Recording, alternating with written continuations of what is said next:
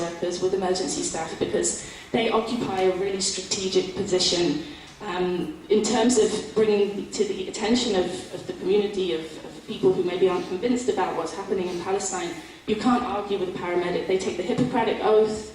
They have to save lives. They say they would save, any lives, Jewish, Muslim, Christian. It's their job to save lives. And they witness the effects of white phosphorus, flechette shells, multiple sniper injuries on the bodies of the men and the women and children of the Palestinian community. And they're seeing this, and they can talk about this. And they are strategically exposing and challenging Israel's policy of massacre and mass murder. So they are a key community that we need to support. And their stories are a way of telling a very old story, 60 years of occupation, but in a new way. So, just to sort of talk a little bit more, one of our major issues during the war was not being able to reach the injured. Many people bled to death because we couldn't reach them, not least of all members of the Samouni family, 27 of whom were killed in the Samouni area in Zaytun. The Israeli forces put them all into one house and then shelled the house, and ambulance workers couldn't get there for days, literally days.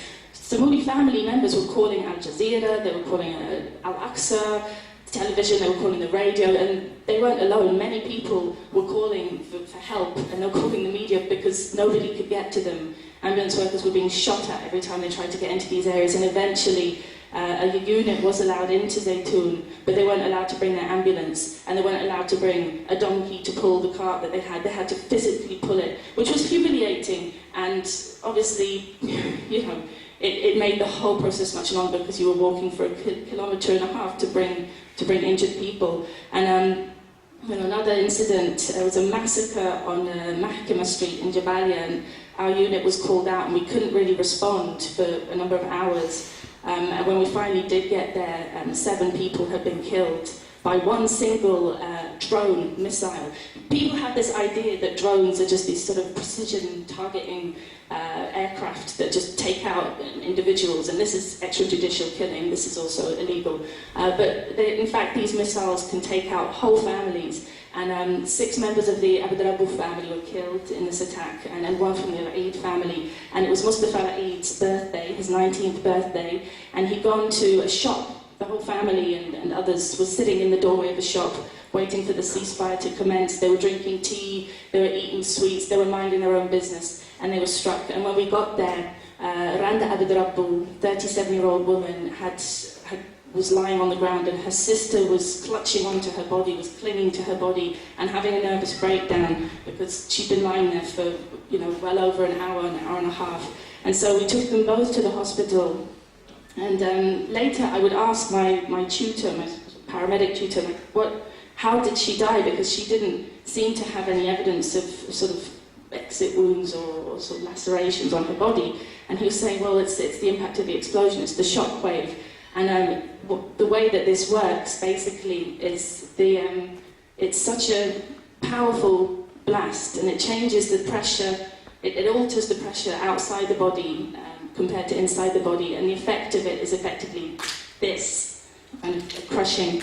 And Randa wasn't the only one, and Randa also, Randa's husband was with her at the time, and he sustained chest injuries. I came to visit him, and he was lying in his bed, and he'd lost his wife, 2 sons, and he'd already lost a son in 2006 who'd been a fighter, and also a daughter who'd been accidentally shot inside the house. So, that family had been heavily, heavily traumatized. Also, like the Hamdan family, this is a family in Beit Hanun, and 3 children, Haya, Lama, and Ismail. Ismail was the oldest, Lama was the oldest at 13. She was a Hafiz of the Quran, and Haya was just 4 years old, and Ismail was 7 years old, and they'd gone out to throw out the rubbish, and they were cycling on a little bicycle cart with their rubbish, and they never got to throw their rubbish out because they were struck, not directly, but experienced this inside their bodies, because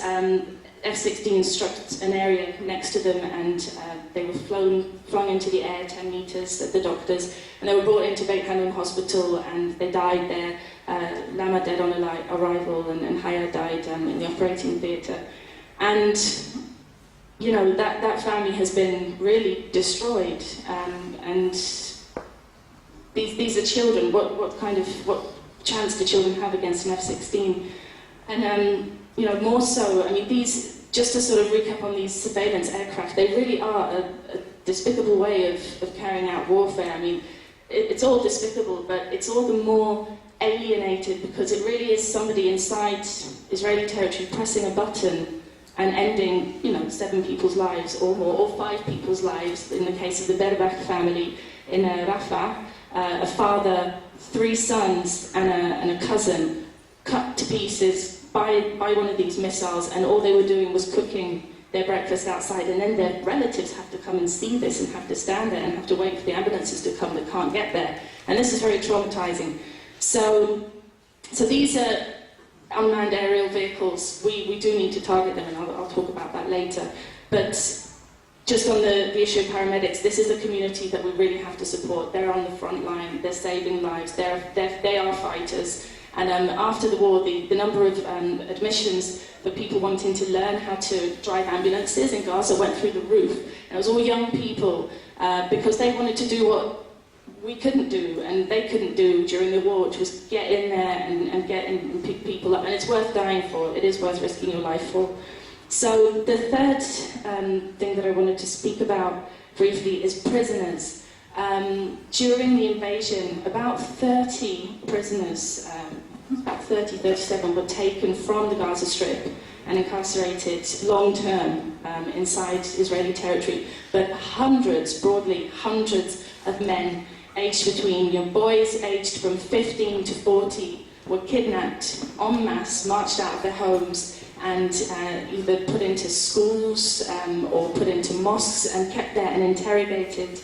And there's one man that I went to visit in Atatara, which is a heavily damaged area, beautiful area in Beit Lahia, very famous for its strawberries, a lot of them destroyed by white phosphorus. And he'd never been arrested before. He was 40 years old, which is incredible because most Palestinians have been arrested and tortured.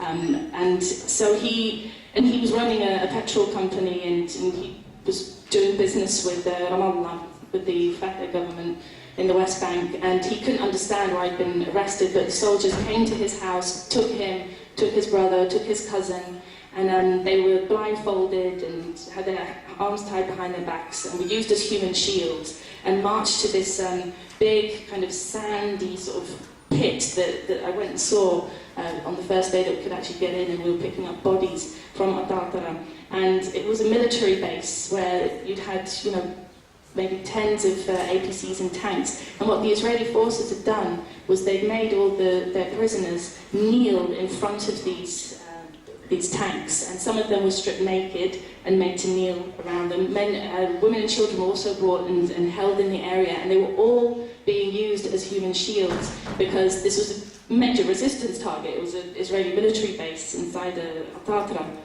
And they were deprived of food, and they were deprived of drink, and this man, he was forced to climb in and out of a grave that the Israelis had made for him, and they were saying, we can shoot you, and they were shooting around the grave, and he was blindfolded, so he couldn't really see, but they were saying, we can shoot you dead, and no one's going to know, put you in this grave, and that's going to be the end of you, so tell us what you know about Hamas, and tell us, who you know in the resistance. And he didn't know anybody, and he was saying, if I was a resistance fighter, I wouldn't be sitting in my house, you wouldn't have found me and arrested me. I'd be out in the field, I don't pose any threat to you. And they ignored him, and they roughed him up, and they put everybody into these sort of trucks, like human cargo, all pressed together.